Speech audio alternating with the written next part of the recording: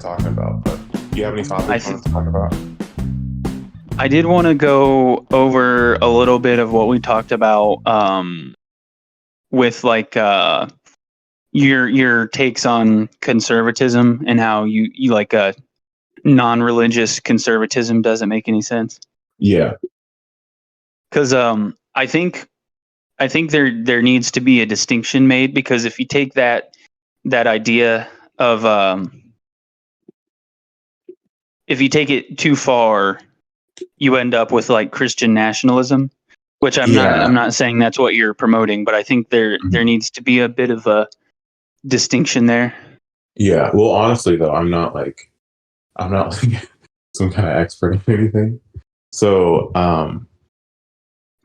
I, uh, I don't really know what the solution is for anything, you know? So, I was, uh, I was reading something earlier in that week. Uh, it was something by like John Locke, I think. Yeah. And, it was about essentially like, I think a lot of the founders might have had this. I don't quote me on that. I could be wrong, but essentially, like the distinction between liberty and licentiousness. You heard about that? No, go Well, like explain. it's essentially it's also kind of an Orthodox Christian kind of idea as well. But um, liberty doesn't necessarily mean like you do whatever you want so long as it doesn't hurt anybody. Because no matter what you think, no one really exists in a vacuum. You know, and everything Yeah. you do affects everybody else. Yeah. Um, so You're starting to sound like a commie. That's am I? something a lefty would say. No, but it is true that everything you do affects everybody else to some Yeah, yeah. extent. I'm not saying it's not true, but Like if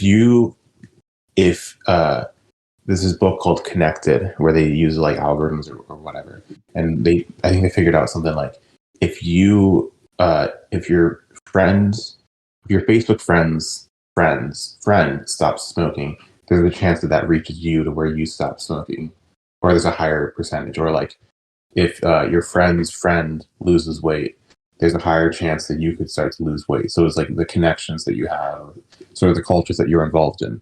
So like no one exists in a vacuum. Everybody exists within sort of a unit or sort of like some kind of, you know, particular subculture or subgroup or whatnot. And that yeah. affects, you know, everyone within your group. And then anyone, you know, it can affect people outside of that. But and that's, I mean, it's really not healthy to not have some kind of group that you're a part of too. Oh yeah, But, for sure. yeah. But everyone's kind of so everything, so you don't exist in a vacuum. Your choices, the actions you make, they kind of affect everybody else. So, what they would view as the distinction between liberty and licentiousness is until you learn how to properly conduct yourself, you're just essentially going to be a slave to your passions, and that's not freedom. You know, Yeah. that's the like orthodox way of it would be like that's you're not actually you're not free. Like you're not the one who's kind of making those decisions. You're being controlled by whatever it is. So Yeah. I guess it's like if somebody is an alcoholic and they make poor choices, you know, the first couple of times they kind of went on a bender, it might have been their own decision, you know. But after a while, you're a slave to it, and I don't think that that necessarily equates to actual freedom. So Even though they made the decisions to lead themselves to that point, but they're stuck to it. So the idea that at the church, not church, sorry, the founding fathers kind of had was that distinction where unless people learn how to govern themselves, they won't really be able to, you know, live freely, and they'll require more people to govern them.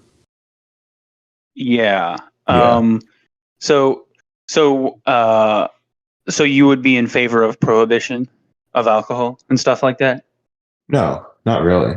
No. So So here's the here's my question. How, yeah. like, I agree that every choice you make has effects on other people, and like eventually it will probably affect people that you don't even know. Mhm. But like, how does that affect the government, and how does that affect how much control the government should have on the population? Because um, I agree that like if you don't like free yourself from the like you said, you become a slave to passion. Like, I think that's true. Yeah. But is it better to have the government step in and control those like facets of everyday life? No, no, I don't think so. Okay, I so what honestly, you're talking about, I think, is cultural, like cultural conservatism. Is that fair to say? um, kind of. The only reason why I'm sort of adding a caveat like that, I'm probably not using that word right, but because uh, um, what is it? Politics is downstream from culture, Yeah, right? So, yeah, so like government always comes along and does stuff afterwards. So it's not the government. It's not the reason why people don't have sex with their, their siblings. Is not because the government tells us not to. It's because it's gross, and then the government yeah, makes a law. And yeah. then what usually happens, it's like people are mostly like some kind of nanny law, like don't walk on train tracks or whatever. Usually it's kind of like a normal thing, like, oh yeah, that's probably a bad idea because you might get hit by a train. But really, it's not. I don't think they usually become a law until somebody does it. So I think the government tends to be they come in afterward. So I don't think they necessarily have any like power to create culture, but they definitely react to it. Yeah, I agree. Yeah. So I mean, Um, I don't think anything I was saying necessarily is like what I view as the government's role. I don't know. I don't really know what that means. And like in regards to the distinction between like liberty and licentiousness, that's tricky because as much as I agree with that idea, I have no idea what that looks like in regards to legislation. I feel like I don't want someone telling me like, oh, you can't, oh, you keep drinking soda. That's not good for you. We're going to ban it. Like, no, I have a choice to do that. So, and like, yeah, if someone thinks like, oh, that's really bad for your health, your family has history with certain blah blah blah. I feel like that should be my family and friends saying that to me, not the government. yeah, So it's sort of that like cultural control. So it's like I guess maybe to add on to what I was saying earlier, where the difference between liberty and licentiousness, the person who should step in and control you and keep you from going on some wild, I guess giving in to your passions or to your, and essentially enslaving yourself to your passions. That should be your family first, I think. yeah, yeah. I don't really think the government has any place to deal with what the family's responsibility is. Um, but I don't know though where the line for legislation would be. I don't know. What are your thoughts? I think, yeah, I think this is why I wanted to go into this a little bit, because in re-listening to the episode we did last week, it kind of, a lot of some of your talking points sounded a little bit like I don't want to like misrepresent you, but it sounded like a little bit like well, not sorry. Let me rephrase.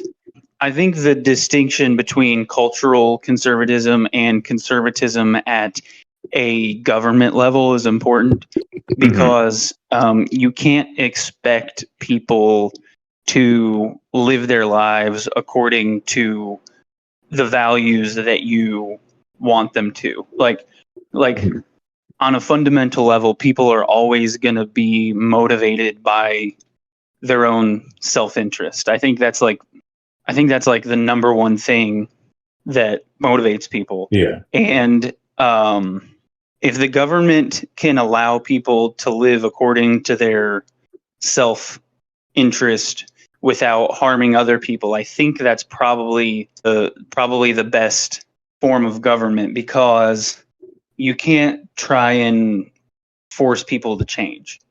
Like Mhm. anytime you try and change human nature, it will always end up being worse than it was before. And I think that we talked about this last week, where like authoritarian societies are always set up with the intention of changing the society for the better, but Mhm. it always ends up being worse. So like I'm not a libertarian just because the logical conclusion of libertarian, like the libertarian ideal, just can't exist. It will never like functionally exist. Like Mhm. the anarcho-capitalist idea of like pretty much zero government, Yeah. um, that'll never happen. Mhm. Um, but I think the government should just be less centralized. I think state and local governments should Mhm. have more say, and the federal governments should have less say. I don't know. Yeah. I wanted to be a little bit more prepared for this, but again, No, I you're am fine. not prepared. Um, So, yeah. So, okay. So, last week though, I never said anything about like prescription of what the government should that's be. fair. You were only making descriptive statements last week. Yeah, Uh, but I will add, because I was never saying what should be. My main thing was essentially your like Christian values are influencing everybody in yeah, America, basically, and if you kind of remove that, things that we're valuing like individual rights and liberty and your own, autonomy, all that's just arbitrary. Like it's completely arbitrary, So like yeah, the yeah, idea of I'm going to be kind of like blunt with it, but the idea of like human rights, apart from unless they're like God given, is completely arbitrary. It's just a yeah, fairy tale, basically. So yeah, for me, I guess my view on it is being bashful about the fact that notion comes from somewhere. Uh, I feel is kind of weird, yeah, and it looks fake to me. yeah, So if you're gonna like go and have like roundabout ways of asserting like Christian values, then I'd say be straightforward with it. hmm Um, because I mean I understand like you can use reason and logic for a lot of stuff, you know.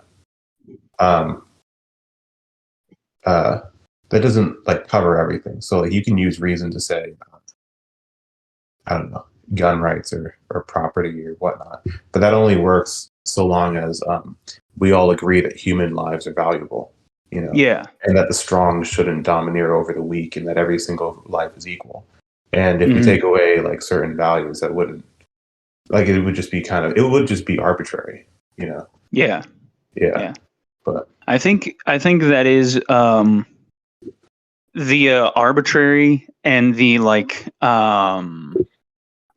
the deconstruction of like these kind of rights. mhm. So the natural rights or whatever, that Yeah, like that's where the authoritarian leftist ideologies really, like that's where they thrive. yeah, Because like in the Holodomor, there, or the Ukraine famine in hmm, the 30s, yeah, um, things that we take for granted, like the like property rights or even human rights, and like the right to, literally the right to live, hmm, like none of that mattered to the Ukrainian farmers when the Soviets demanded that they give up their grain for like extremely low prices. hmm, Um, and like the Soviet propaganda portrayed the why can I not think of the name, the Ukrainian farmers, but they were portrayed as the villains, Like they were portrayed as the greedy farmers who wouldn't give up their grain for the greater good of Soviet Russia, and in the end, like I don't know how many millions of people died, but anyway, was it 30? I think it was like it was a lot. Yeah, wow, that's crazy. This is pretty bad. We should switch to something else. Maybe, yeah. I mean, it might be. I did want to kind of I had like some more thoughts on it. I don't know what to say. I don't know. I guess I would say so. Here's my closing statement on what we kind of talked about last week, because I do think that needed a little bit more elaboration. I think we needed to go a little bit more in depth on that. But like, I would say that last week you were making descriptive statements about like American society and how conservatives don't they tend to shy away from just being honest about where their values come from. Yeah. And I think that you're right that is a mistake. But here, like, to make a prescriptive statement, I would say that I think it's important for just like individual people to, because like we can't control, like no individual person can have that much influence over like government policies. Like you can write your senators and whatever all you want, but you're not going to have any effect on the laws that get passed in Washington. Yeah. And this is something that Jordan Peterson has talked about, is there's no value in being an activist if you're not already a good person. So like the only thing you can really do is be the best person you can and like live the best and most meaningful life that you can, because like you were saying, you never know what kind of like impact you're going to have on people that you don't even know. Like you can have a ripple effect by doing the right thing. So like I think it's a big responsibility for people, just normal individual people, to live the most like virtuous life possible. And you know, whatever the government does is what the government does. But anyway, anything to add to that? I think it's a tricky topic, honestly. I you can't like legislate morality. No. I don't know, it's tricky, and I don't think they should necessarily, but it is kind of arbitrary on the stuff that we do legislate, even like people who are very libertarian, you know. This is actually what stuck with me this whole week. I've been kind of like bothered by this, is I don't know, like harm. A lot of times it's so harm and reciprocity and like legislation based on that, you know. And I was thinking about like is it okay if this is somewhat dirty? Yeah, I don't care. I was thinking about the Sambia tribe in New Guinea.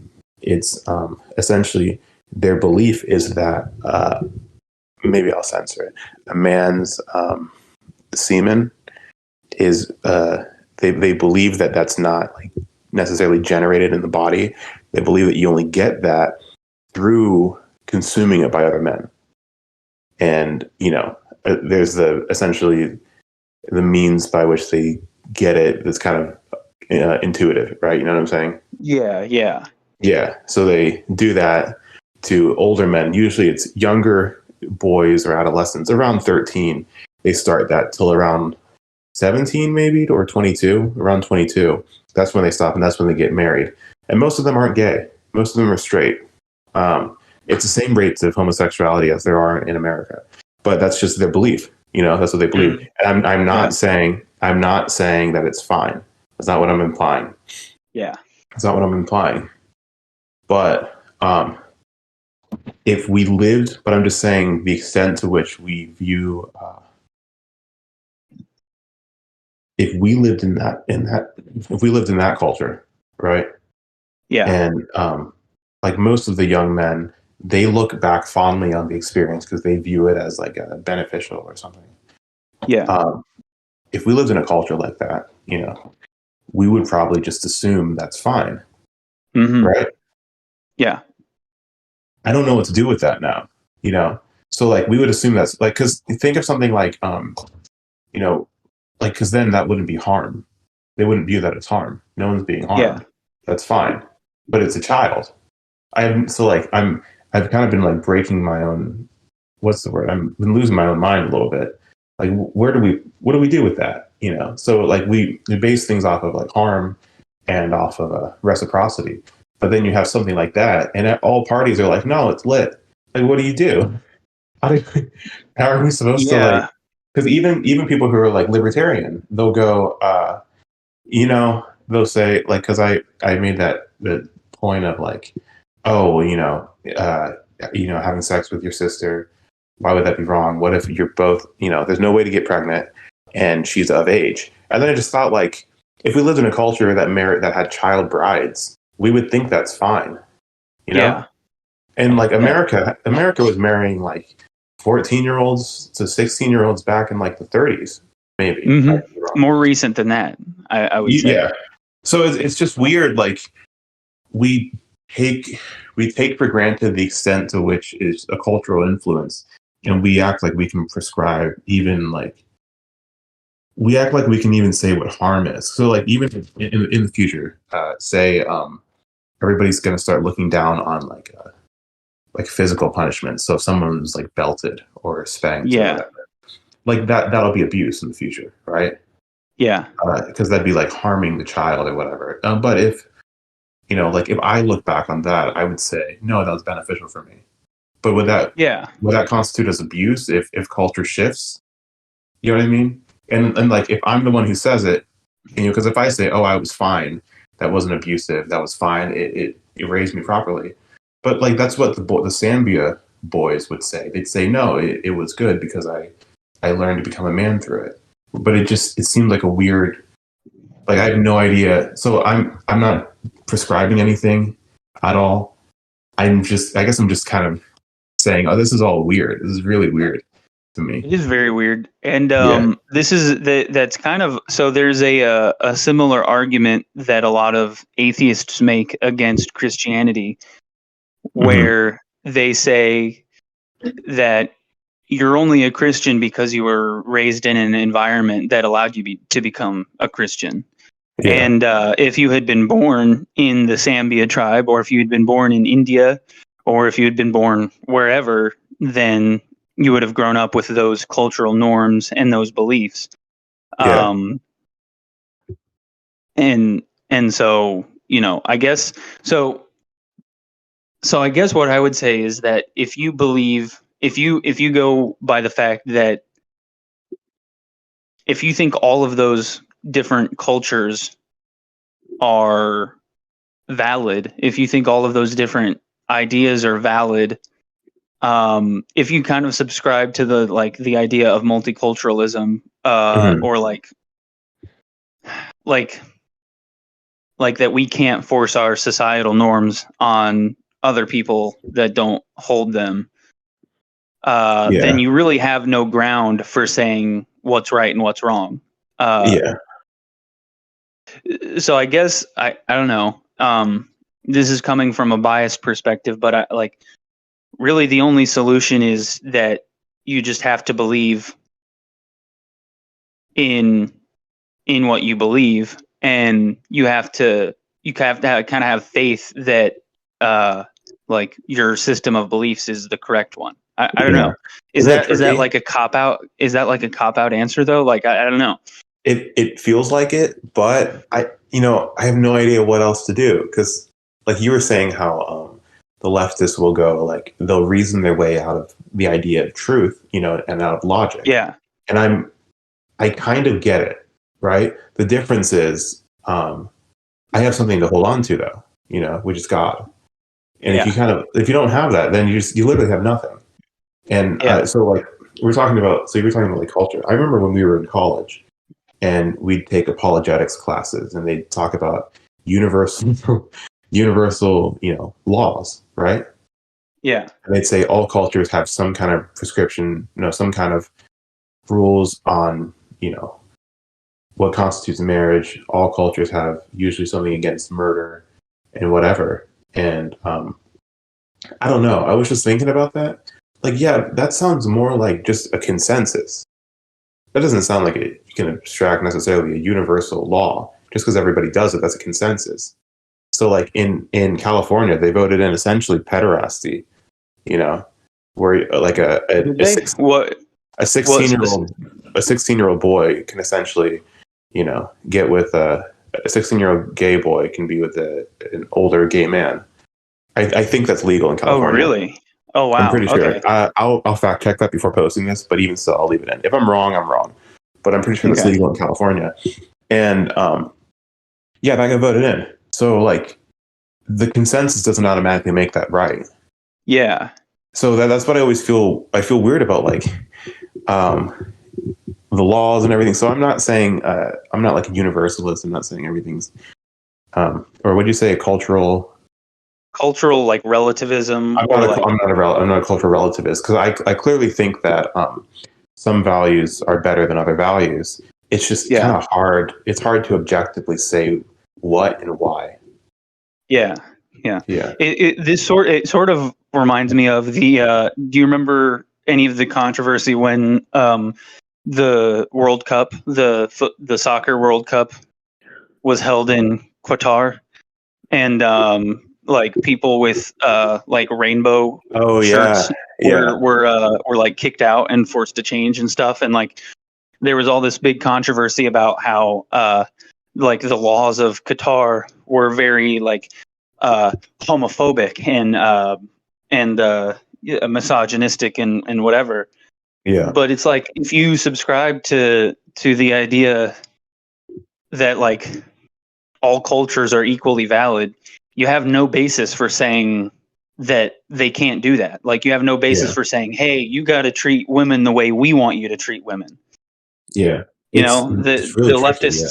the leftists that were the same leftists that will complain about like Christians the leftists will complain that Christians don't accept like the homosexual lifestyle and they'll call that homophobic, but they won't accept a lifestyle that, you know, that doesn't promote homosexuality. I'm not saying this in the best way. Let me rephrase. Let me think about this. Yeah, you're Because fine.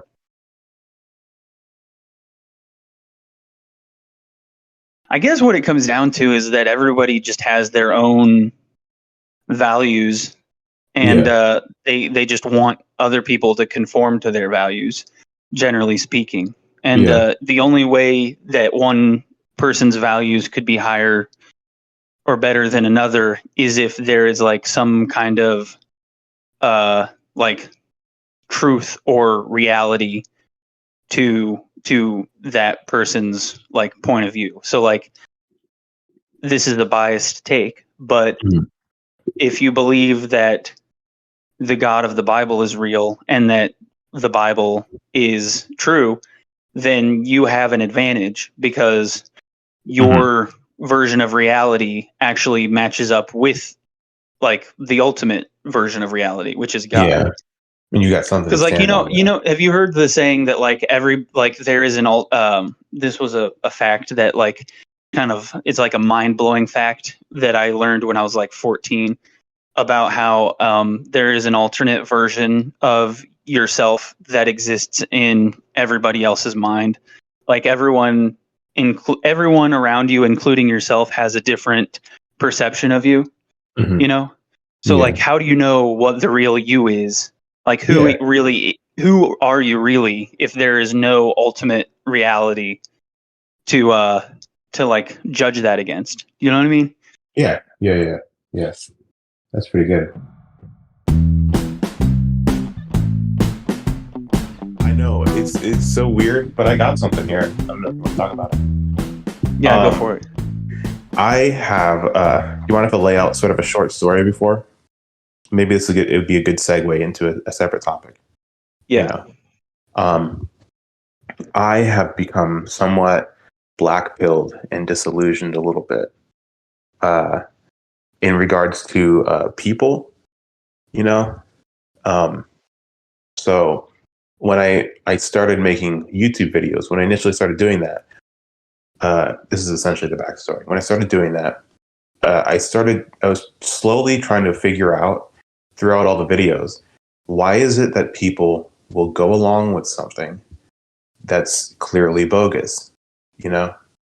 Yeah. And it took a while until I made a video about the trans stuff, and I think my conclusion was wrong.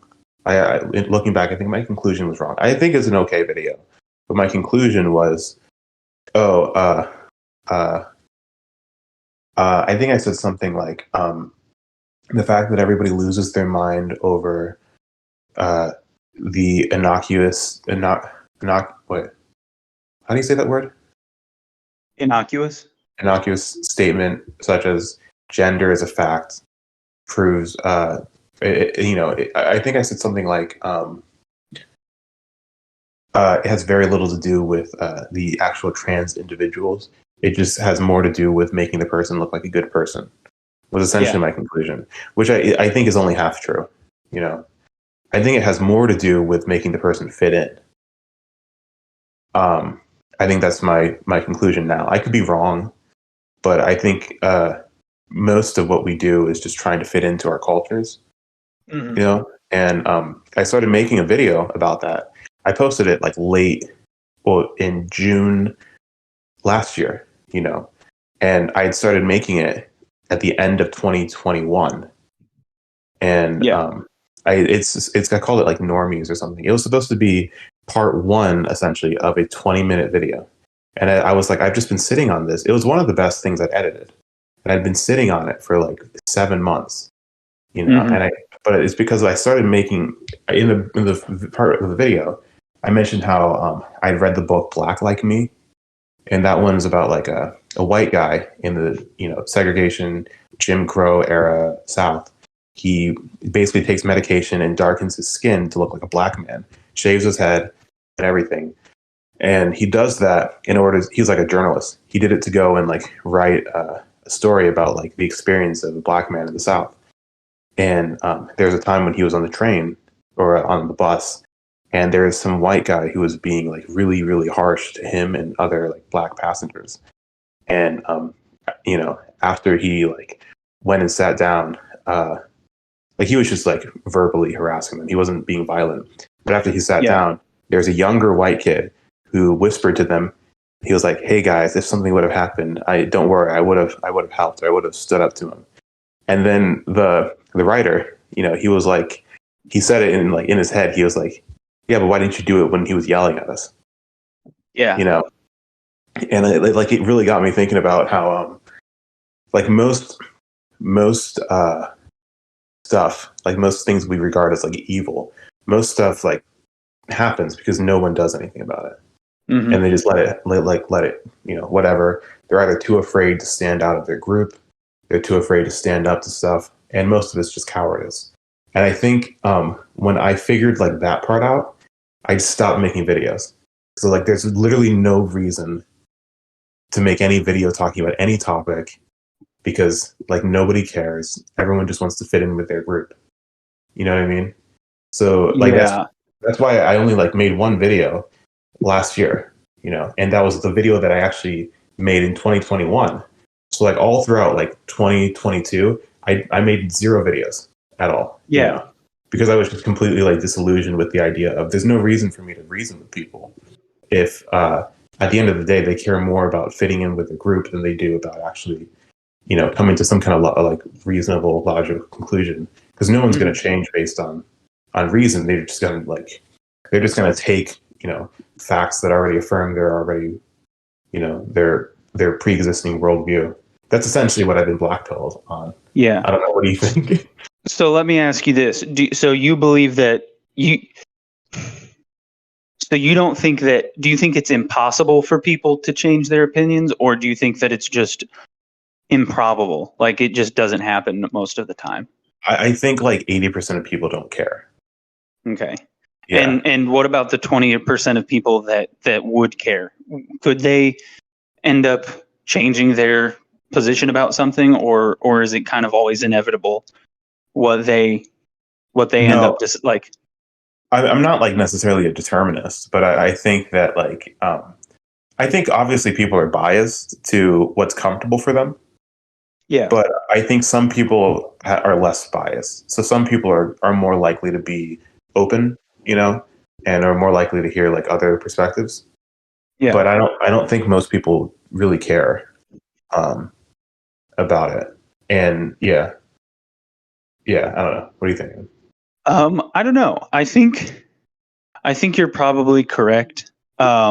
As far as Yeah, the fact that people just want to be comfortable most of the time. People just yeah, tend to gravitate towards a group or a setting where they can feel comfortable.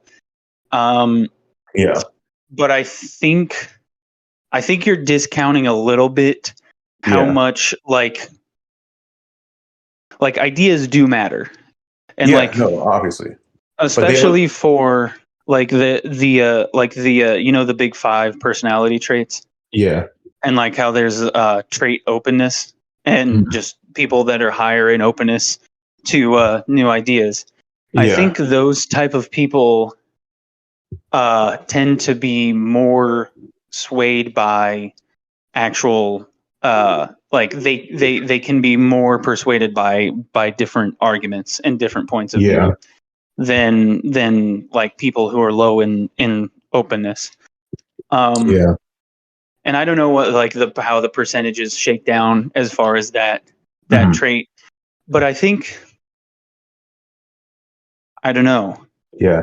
I think There's. it's so. Do you remember what? Sorry to interrupt. I never really Oh, you're finished fine. making You're my fine. point though. Oh, I'm sorry, man. Um, I think like we talked about earlier, like you mentioned how like like a Facebook friend of a friend could like have an influence on your life, like somebody that you don't even know, but Hmm. who is friends with somebody that you're friends with on Facebook. Yeah, A decision that they make can have an effect on your life. I yeah, think that if you look at like the ripple effect that making good decisions can have, um, like I guess if it comes down to like if the question is whether you should or shouldn't make YouTube videos because who cares? Like no one's gonna be persuaded by your logic. It's like, well, even if so if 100 people watch one of your YouTube videos and only 20 people even care, and only one person out of those 20 actually changes their minds, that's still a positive impact. So like if you truly believe that like you have something positive to say, I don't think you should just say, well, who really cares? Like most people aren't even going to listen to what I have to say, and like the people mm, that do listen are probably not going to change their opinions. I think it's like I think it's important to like just don't like I don't know. I don't like the black pill community very much. Like yeah. I don't like the like well, you just have to accept the harsh reality. Well, no, Like I don't I like wasn't that saying that. mindset very much. I wasn't saying that specifically. I guess I was. Well, no, maybe I was. I don't know. I do want It to sounded like preface. what you were saying, but anyway, yeah. Yeah, I. Sorry, here. Let me turn this off. Um, I do want to preface. It's not like I'm. You know how some people are like, "Oh, everyone's a sheep and everyone's stupid," or that's not what I'm saying. Um, That is kind of what you were saying though. Like I I guess so, that but I don't. I if don't you like. if you boil it down, Yeah, like what you're saying is basically that like most people are sheep, and it is. I think that's probably true. yeah. Well, But I guess what I'm trying to say is I don't like that though. It's not like you I get. don't. It's not like I get some kind of like ego boost from saying that. Like Yeah, it's upsetting to me. Like it's genuinely upsetting to me because yeah, then we get into like the messes that we have where like, oh, the fact that like everyone is like cool with like kids transitioning and whatever. Like we have yeah, that because everyone just goes along with it. So yeah, I don't say that with like pride where I go, oh, I'm one of the enlightened people because I'm not swayed. That's not what I'm saying. Yeah. It's genuinely upsetting to me as an idea, and I think it was upsetting because I initially started out as like, oh, if I like, especially the trans video that I made, I thought like, oh, if I'm very polite, if I reason this really well, and if I'm very serious and stern, but I say it really well, then that will sway people. But like, I don't know, it. Who cares? That's what it ended up feeling like. Because I mean, I thought that it's like, oh, if I take away somebody's foundation, they have to believe it. So if I take away, oh, their assumption is that they only support it because they think that it makes them a good person. But I'm saying, I'm using reason to say, well, no, you're not a good person. This is actually really bad to support this if because it's going to hurt people. And I guess at the end of the day, like,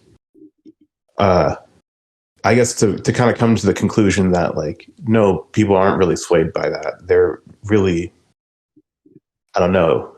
I don't know. I guess people are more swayed by just the culture shifting than actual like somebody reasoning with them. But I'm how does listening. culture shift? What causes culture to shift? Well, the people who actually care about, learning those So opinions. if you actually care about like if you actually care about truth and like Hmm.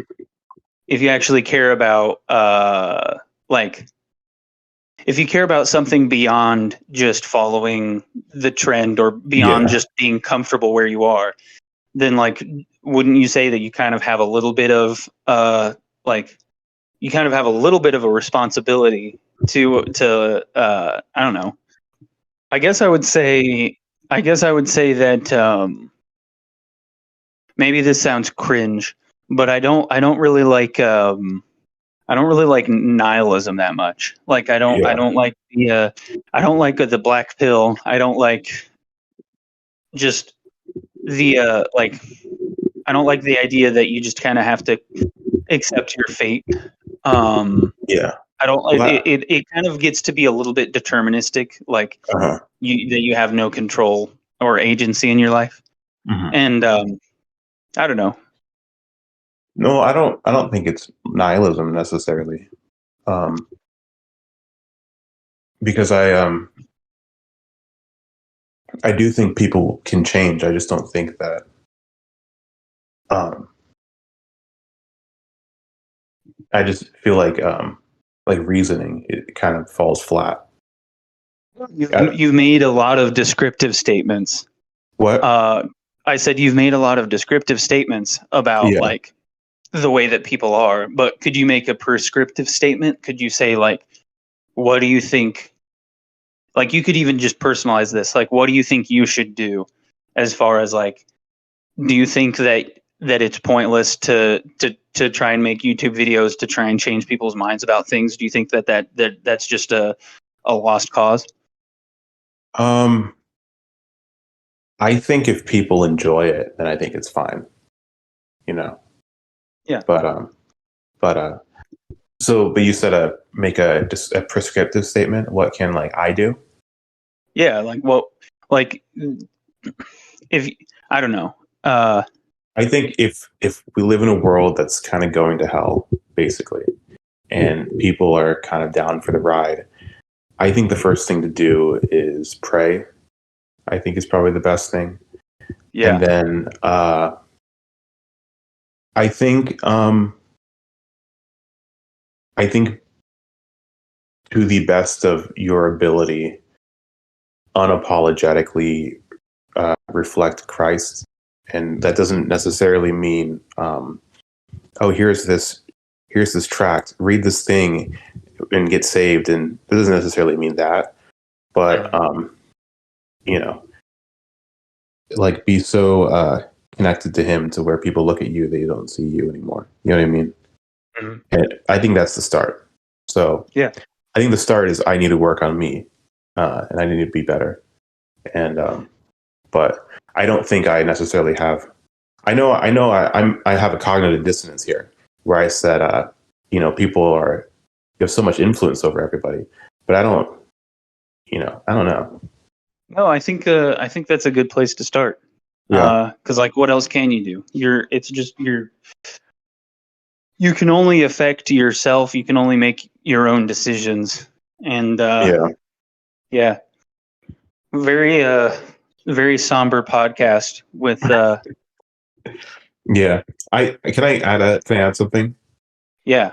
I hope I don't come across as like I hope I don't come across as like arrogant by saying like, oh, everybody's sheep. That's not what I really don't. Not what it No, really. no. No, it does I bother me. It does bother me. Like it like I do mean that. Like I was making videos consistently, like once a month, and then I just stopped for a year because it just I noticed that actually. it completely deflated me. You know, Yeah. where I was optimistic that oh, like this is gonna, if people see it, there's an impact, and then just like that. When I was working on that one video, I was just completely like done. Now I don't know what I'm doing now. I think I'm pretty committed to making more stuff, but I don't know. I don't want to be the messiah to save the world. You know? Yeah. That's a mistake though, to think that you can Yeah. like change the world. Like you can only change the only thing you can do is try to like have a good effect on your immediate surroundings. Yeah. Well, that's, I think in regards to like, I don't know, YouTube, if I think something that I'm saying is worthwhile, uh, I don't really care as much to try to affect people, um, with what I say. Uh, I think right now, I'd rather just make stuff that people enjoy, you know? Mhm. Yeah. I'd rather that. I don't want to, change people's minds. If they like what I say or not, I mean, that's up to them. But I'd rather they enjoy it, Yeah. at the end of the day. I will say, in regards to like crazy stuff in the world, I do have a prescription for what to do when the world is kind of becoming a little crazy after prayer. You can do. What? I was gonna, here's a little bit. This is a tiny. I'm becoming a tiny, tiny, tiny bit white pilled. A little bit in regards to this topic, just a tiny bit, because I don't know the extent to how much this will work, but I think there is a good solution to it. Right? Yeah. If let's say you're at like some whatever. Let's say you're in a classroom. If we were in college still, and your Yeah. teacher said, um, let's say they instead of using the term breastfeeding, they said chest feeding, which is kind of absurd and almost somewhat demeaning to women, a little bit. Yeah. So your option is you have to think, why is she saying that? And in my opinion, I think it's because the fear of not saying it is greater than the fear of the retribution from not saying it. It's greater than the fear of looking silly of actually saying it. Yeah. So how to change that? You just have to flip those two. So in order to essentially stop people from like using really silly terms like that you find demeaning or kind of absurd or just blatantly wrong, laugh at them. That's a good solution. Just laugh, because laughter is genuine. It's a real thing. If you hear someone say chest feeding, don't stifle a laugh, just laugh at it. And eventually, if other people laugh, people will be too embarrassed to use like silly terms and everything. But yeah, They do say that laughter is the best medicine. yeah. I think our culture, I think we're kind of getting close to like wrapping it up. Were you? Yeah. I do want to add one thing, but it feels like it opens up too much. But in a lot of Eastern cultures, there's two types of shame. There's shame that's a corrective shame that says, hey, people like us don't do that. And then there's a shame that pushes away and say, shame on you. That's you're not one of us. There's two types of shame. Yeah. We only have one word that essentially means the same thing. So if somebody says, how do you know shame? It's not the get out of here. It's the what are you doing? But we have one word for it. We need two words for it. We need the one that's like get out of here. That's you don't belong with us. And then we need a word for it. That's not what we do. So and I think laughter, as you said, is the best medicine. So I don't know. Anywho, you got any thoughts? I don't know. Sometimes it does feel like the apocalypse is nigh. Yeah. But you kind of have to decide, like, at the end of the day, like, you have to decide what you're gonna do about it on a day-to-day basis. And like, the only thing that you really can do is, at least from my perspective, just try to be like, I don't know, try to live your life in a like in a positive way. And I don't mean like spread positivity, spread good vibes. I mean like just do the right thing Yeah. in any scenario you can. And even if that means like stepping out of your comfort zone, and like maybe like, even if that means like you kind of distance yourself from the a group that you're comfortable with, like, I don't know. I think sometimes that's like a necessary sacrifice that Hmm. you might have to make. So Yeah. I don't know. Yeah. This whole thing is a little funny because like I'm 21 and you're what, 22, 23, and Yeah. both of us are probably like, I don't know. Yeah, I'll just speak for myself. Like I'm dumb and I don't really know anything, and Yeah. it's gay to try and make prescriptive statements about what people should or shouldn't do. Yeah. So just take all of this with a grain of salt.